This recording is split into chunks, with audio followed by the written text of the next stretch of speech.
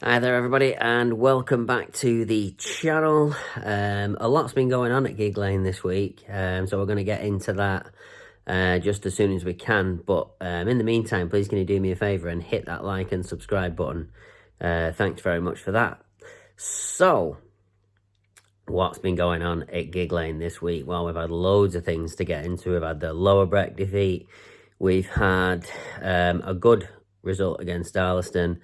And we've had a few changes in personnel, some real, some not real. You might know what I mean by that. And then we've got the game on Saturday against Witton Albion to look forward to as well. So we've got quite a lot to get into.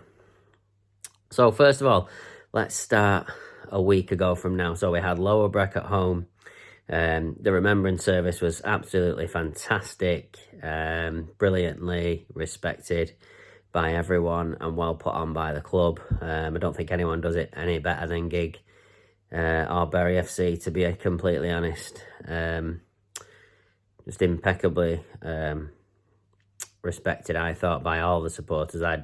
Some people said about the Breck fans disrespecting it, but I didn't see any of that, to be completely honest. So well done to everyone.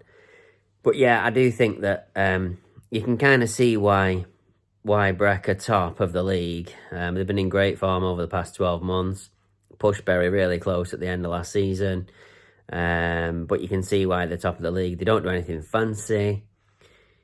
They're a mean, hard, tough outfit with a few decent players. They've got Sam Burns, Alex Guerrera, obviously both former Bury players, and they were quite effective against Bury. I just thought that Breck were really up for the scrap.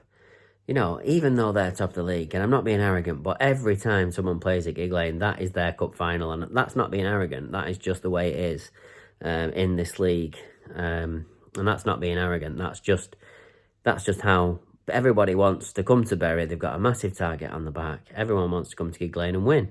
And, you know, you can't blame anyone for that.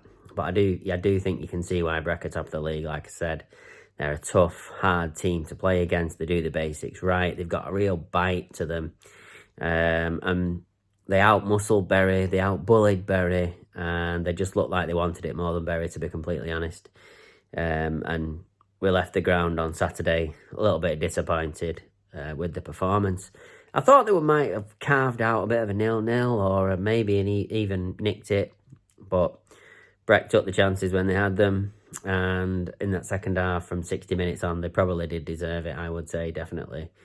And you can see why they're top of the league. Anyway, that was quite a negative start to the week, and then it kind of went downhill a little bit when we heard that Gabriel Johnson had left to go and join Emily. I think the travel was probably a little bit too much for him. Probably not helped by not starting every game. He's only scored one goal. But credit to him. Valuable member of the squad while I was here. I thought he always looked quite effective when he came on. He could get around the pitch quite well. He was very strong. Just didn't quite get into that starting position. But then we heard all the rumours about DJ maybe leaving. Nobody's confirmed or denied those rumours. He didn't play against Darlaston, but that we heard was because he was suspended because of an accumulation of yellow cards, which you can understand. It's just very strange that Aaron Chalmers jumped on the bandwagon as well. A few misplaced tweets, you might say.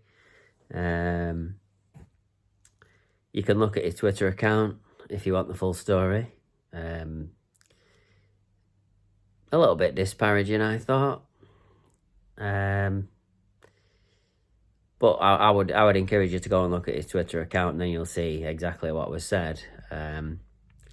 But there seemed to be rumours that DJ was leaving.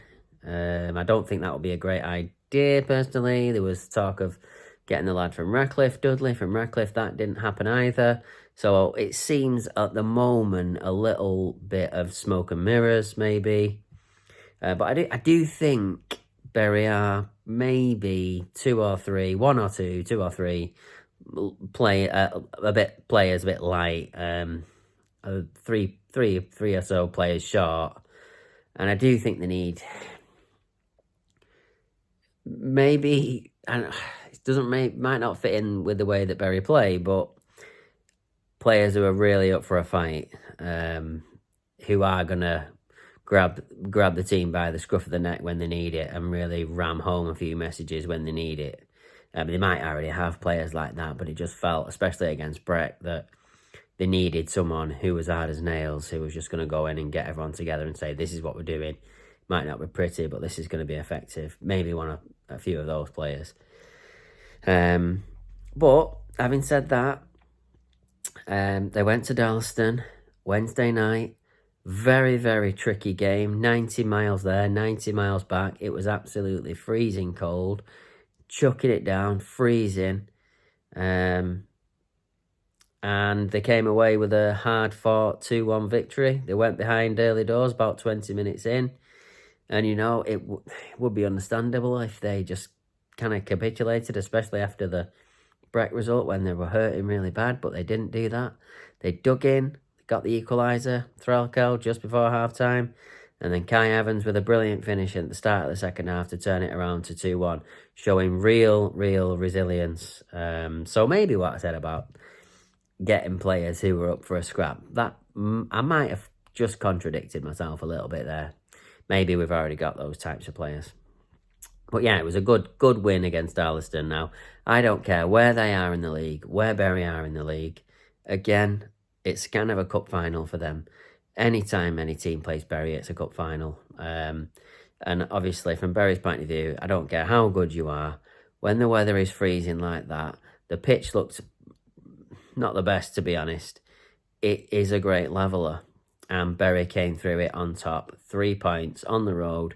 Really, really big 3 points. And, I think they should be really proud of themselves because they've bounced back from that tricky match against Lower Breck, where it didn't go to plan. They've bounced back midweek, under the lights, 2-1 victory, and they go up to third. And as long as they're within touching distance of the top spot, there's always that chance that they could go up automatically. So, personally, I think it's looking okay for Bury. Yes, they've got the biggest crowds. Yes, they've got the biggest budget in the league. But with that comes the fact that, yes, every game, the people playing against Bury is their cup final. They're going to step it up every time they play Bury, especially when it's at Gig Lane. Some really harsh atmospheres away from home as well if the fans get on top of you. So I think for a new league, they've just been promoted last year, third at this point in the season. I don't think is too bad at all. So I think Bury have made a decent start. The third without having played their best. I do believe that the best is still to come from Bury. There's no doubt about that.